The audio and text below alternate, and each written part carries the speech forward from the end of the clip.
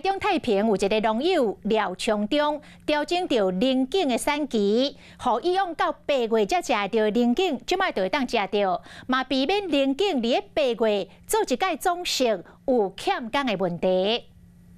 农友上细的顺序，因过爱到8月才食到的龙井，为了要乡亲较早食到，进行产期调整，7月份就食得到啊。就是从荔枝开始采收，就陆续可以采收龙眼，到大概9月份的时候，我们的采收期就多大概一两个月的时间出来。 农友讲，因年龙眼开花时，确受到高温的影响，只是讲花开了无好，干那发叶啊尔。 结果率卖降低，因为今年因为生产期提早，7月份陆续上市的是大粉壳的品种，真侪内行的介意。医生这较大粒，水分较侪，一食起来甜度就是没有那么高，就是让人比较不会那么腻啦。避免集中伫同1月份采收，找口有工人绩效嘛较袂影响到。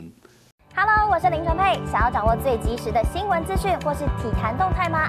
赶快按赞、订阅、开启小铃铛，锁定华视新闻的 YouTube 频道。